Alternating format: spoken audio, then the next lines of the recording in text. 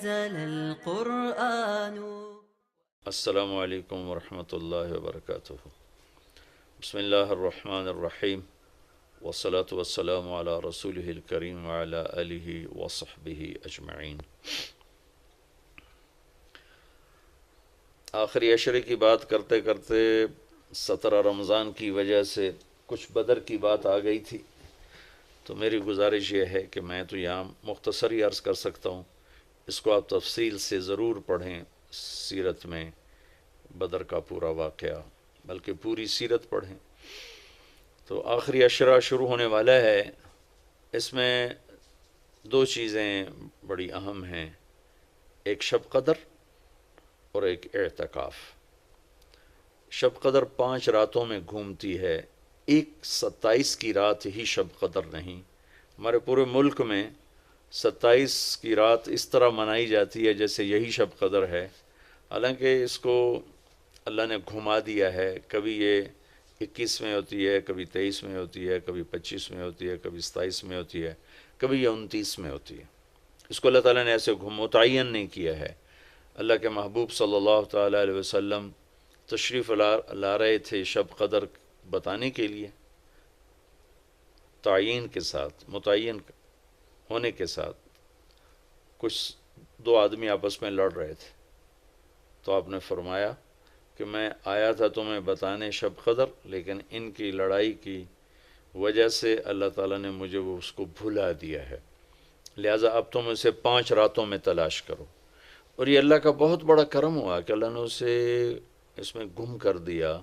اگر اللہ تعالیٰ اس کو متعین کر کے بتا دیتے، اور آگے آنے والے زمانوں میں تو پتہ ہے کہ شب قدر میں بھی لوگ شراب بھی پئیں گے، زنا بھی کریں گے، تو پھر ایسی اللہ کی پکڑ آتی کہ شاید ہم بندر اور خنزیر بنا دیے جاتے.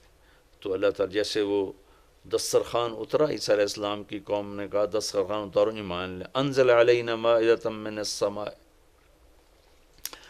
تو عیسیٰ علیہ السلام نے کہا یا اللہ دسترخوان اتار. تو اللہ تعالیٰ نے فرمایا اتار تو دوں گا، لیکن پھر کوئی ایمان نہ لایا تو وہ عذاب دوں گا کہ سب دیکھیں گے. تو وہ دسترخوان اتارا، پھر بھی لوگ ایمان نہیں لائے سوائے چند ایک کے. تو اللہ نے باقیوں کو خنزیر بنا دیا. تو شب قدر متعین ہوتی اور لوگ شرابیں پی رہے ہوتے، جوا کھیل رہے ہوتے، ناچ گانا کر رہے ہوتے، تو پتھر برسنا یا بندر خنزیر بننا ممکن ہے، ایسا ممکن ہے. تو اللہ تعالیٰ نے اپنے نبی کی طفیل اس کو 5 راتوں میں گھما دیا. ایک تو 5 راتیں جاگنے سے 4 راتوں کی عبادت اور مل گئی، اور ایک شب قدر مل گئی. اور دوسرا اللہ کی رحمت ہوئی کہ اس کو چھپا رہنے دیا تاکہ اس کی ناقدری نہ ہو، اور لوگوں کو پتہ بھی نہ ہو، ناقدری نہ ہو. آخری عشرہ مغفرت کا ہے، پہلا رحمت، دوسرا مغفرت، اور تیسرا گناہوں سے، جہنم سے آزادی. آخری عشرہ جہنم سے آزادی کا ہے. نبی پاک صلی اللہ تعالیٰ علیہ وسلم ساری زندگی اعتکاف بیٹھے آخری عشرہ میں. بدر کی جنگ 17 کو ہوئی تو واپسی تک رمضان گزر گیا، تو نہیں بیٹھے. فتح مکہ رمضان میں ہوا تو یہ 2 سال آپ مدینہ سے باہر تھے، باقی 8 برس آپ مدینہ میں تھے، اعتکاف فرمایا. آخری 10 ہجری میں جب 11 ہجری 12 ربیع الاول آپ دنیا سے تشریف لے گئے، 10 ہجری آپ نے 20 دن کا اعتکاف فرمایا، اور جبریل کے ساتھ قرآن کا دور 2 دفعہ فرمایا. ایک دفعہ آپ نے رمضان میں کسی وجہ سے اعتکاف اپنا ملتوی فرمایا، کینسل فرمایا، تو وہ شوال میں 10 دن آپ دوبارہ اعتکاف میں بیٹھے. اعتکاف کا موضوع عاکفہ کہتے ہیں مڑ جانا، پھر جانا، پلٹ جانا. تو اعتکاف کا مطلب ہے کہ اس طرح یکسو ہو کے بیٹھنا کہ دل اللہ کی طرف پھر جائے، دل اللہ کی طرف مڑ جائے. تو اس لیے 10 دن مسجد کے اندر رہنا اور صرف اللہ سے راز و نیاز اور اللہ کے تعلق بنانے کی کوشش کرنا. اللہ کا فضل ہے، ہمارے ملک میں کیا پوری دنیا میں بہت شوق سے اعتکاف میں لوگ بیٹھتے ہیں۔ جب رمضان گرمیوں میں نہیں تھا تو جانا ہوتا تھا حرمین میں، تو ماشاءاللہ جگہ نہیں ملتی تھی بیٹھنے کی، اتنے اعتکاف کرنے والے لوگ ہوتے تھے۔ جب کوئی چیز رسم بن جاتی ہے تو اس کی روح نکل جاتی ہے، روح نکل جاتی ہے۔ اعتکاف کا مطلب ہے خلوت میں اللہ سے تعلق بڑھانا، لیکن جب وہ اعتکاف ہی ایک مجلس بن جائے اور اعتکاف بھی ایک بھیڑ بن جائے تو وہ اعتکاف نہیں رہتا، نہ اس کا وہ مقصد پورا ہوتا ہے اور نہ اس کا وہ اجر ملتا ہے جو اس پر رکھا گیا ہے کہ ایک دن کا اعتکاف جہنم سے 3 خندق دوری ہے، اور ایک خندق کا فاصلہ زمین آسمان کے برابر ہے۔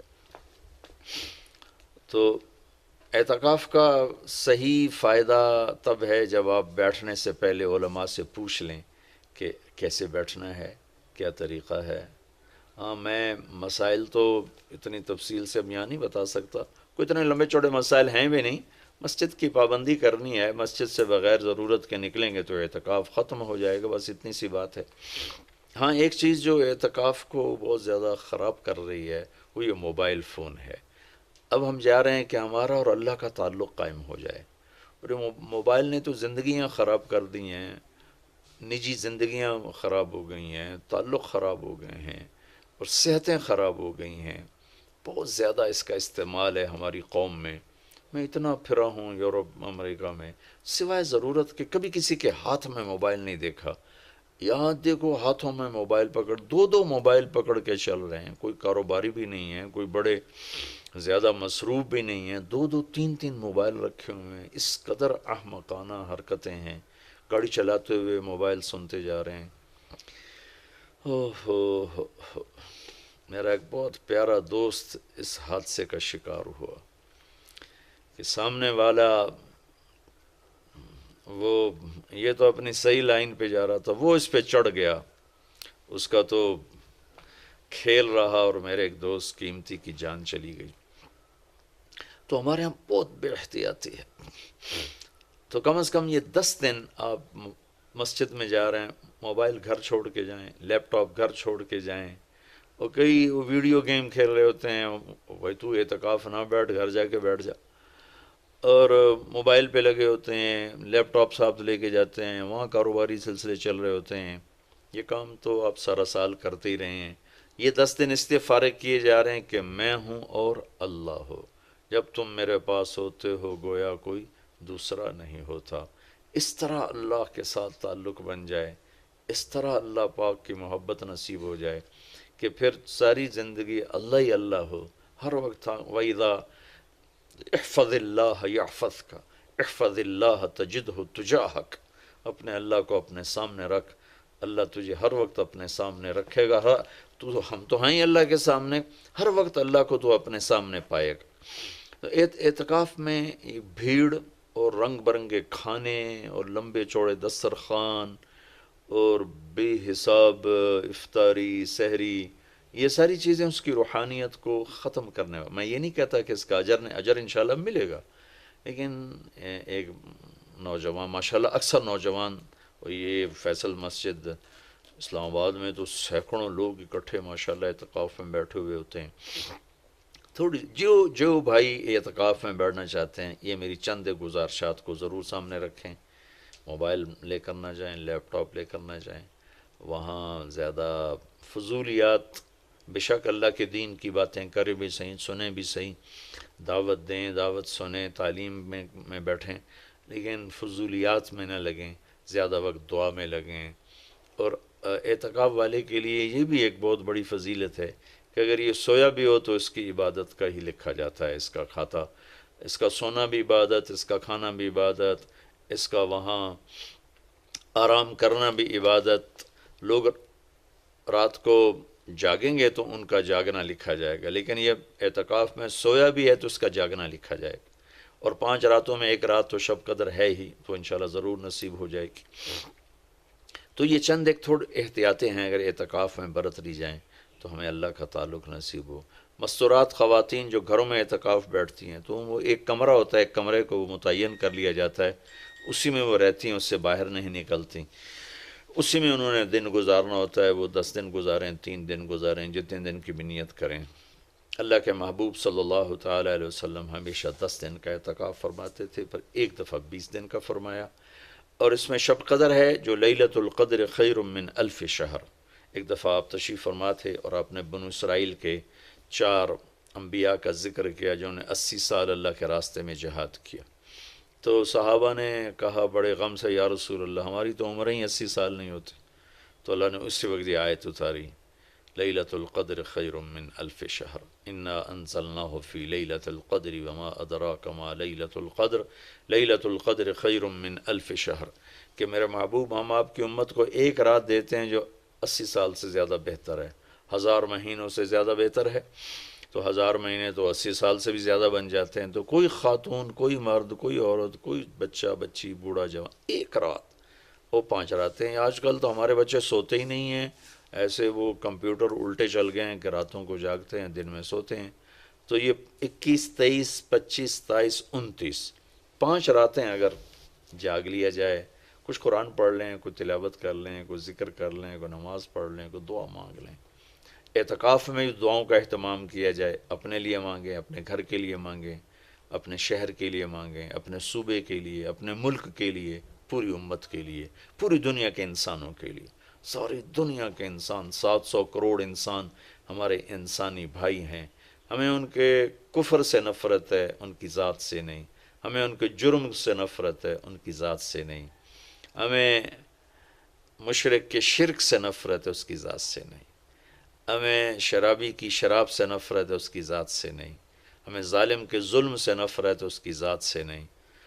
اللہ ان سب کو ہدایت دے دے، یہ جنت میں چلے جائیں تو ہمارا اس میں کیا نقصان ہے؟ وہ جنت میں جائیں گے، اللہ کے نبی خوش ہوں گے، اللہ بھی خوش ہوں گے۔ وہ جہنم میں جائیں گے تو اس میں ہمارا کیا نفع ہے؟ تو ہم تو سب کی ہدایت کی نیت کریں اور سب کے لیے دعا مانگیں۔ پھر جن کے مقدر میں نہیں ہے تو خود ہی اللہ کا غیبی نظام ان کو صاف کر دے گا۔ جن کے مقدر میں ہے اللہ تعالیٰ ضرور ان کے لیے خیر کے فیصلے فرمائے گا۔ تو دعاؤں کا اہتمام کیا جائے، اور خاص طور پر اس ملک کے لیے۔ یہ ہمارا دیس ہے،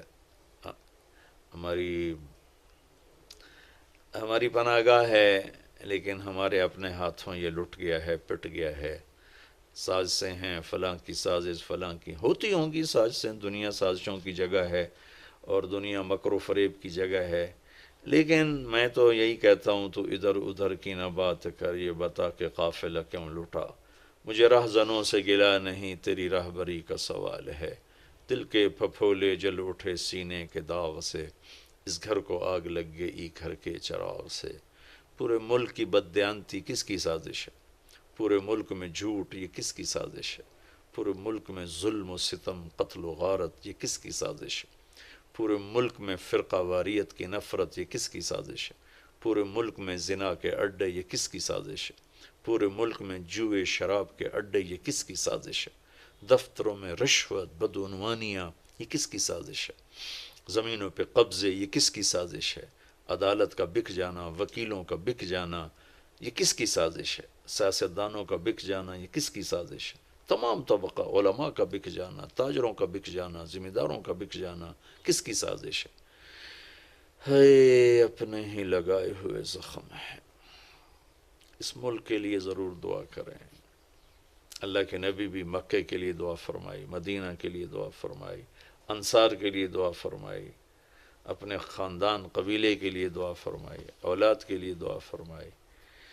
تو دعاؤں کا اہتمام فرمائیں۔ بہت بڑی عبادت ہے دعا، بہت بڑی عبادت ہے دعا۔ اور دعا کا طریقہ یہ نہیں ربنا آتنا فی الدنیا، دعا کا طریقہ یہ ہے کہ پہلے اللہ کی تعریف کریں، پھر اللہ کے نبی پر درود و سلام پیش کریں، پھر اللہ سے باتیں کریں، بات کریں۔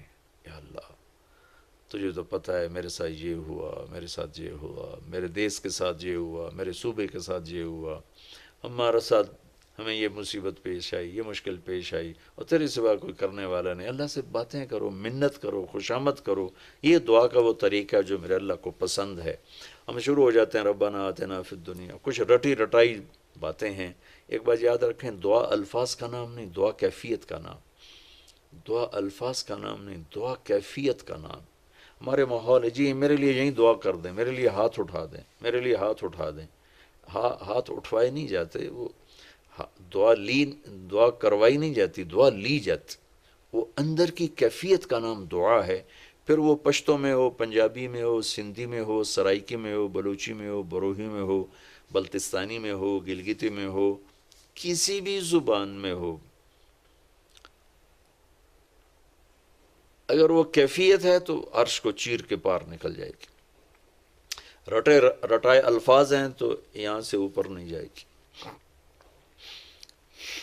تو دعاؤں کا اہتمام ہو، شب قدر کی تلاش ہو. اللہ تعالی ہم سب کو عمل کی توفیق بخش.